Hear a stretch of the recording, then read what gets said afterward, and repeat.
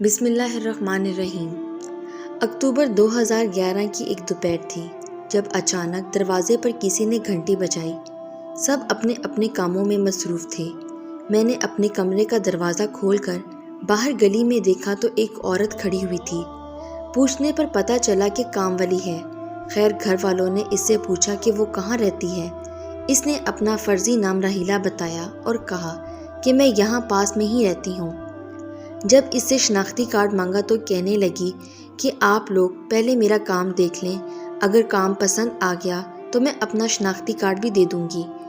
خیر اس کو کام کے لیے رکھ لیا اور اگلے دن اس نے کام شروع کر دیا اور بڑے اچھے طریقے سے کام کرنے لگی، حتیٰ تک کہ جاتے ہوئے برتن بھی دھو گئی۔ میری والدہ اور بہنیں بہت خوش ہوئیں کہ چلو اچھی عورت مل گئی ہے کام والی۔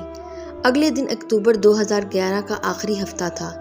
میں دوپہر کو باہر سے روٹیاں لے کر آیا اور گھنٹی بجائی تو دروازہ کام والی نے کھولا اور وہ بھی پوچھے بغیر۔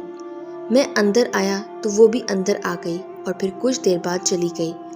اگلے دن اتوار تھا، سب گھر والے گھر میں تھے۔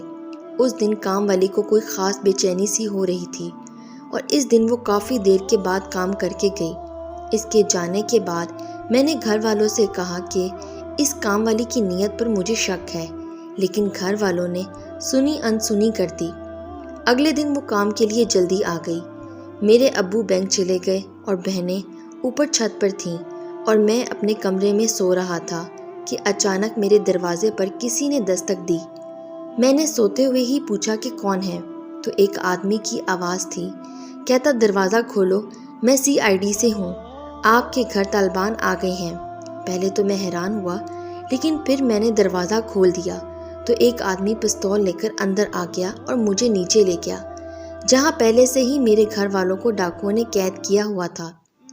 میں نے اداکاری شروع کر دی کہ مجھے کمر میں درد ہو رہا ہے، لیکن میری امی نے مجھے چپ رہنے کا کہا اور وہ لوگ سامان لوٹنے لگے۔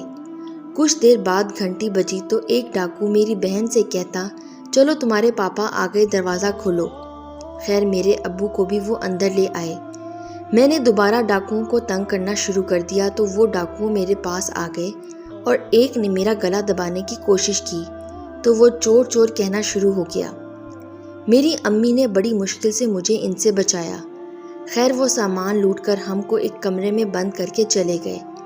میں نے کچن میں سے آواز دی تو ہمارے ساتھ والوں نے آ کر ہمیں دروازہ کھولا۔ پولیس حسب روایت آئی اور کارروائی کر کے چلی گئی۔ پتہ چلا کہ وہ کام والی ڈکیت والوں کے ساتھ ملی ہوئی تھی اور اس نے ہی ڈاکہ ڈلوایا۔ اس واقعے کو بیان کرنے کا مقصد یہ ہے کہ آج کل کسی پر بھروسہ نہ کریں اور بغیر تحقیق کے کسی کو کام پر نہ رکھیں، نہیں تو آپ لوگوں کو بھی نقصان ہو سکتا ہے۔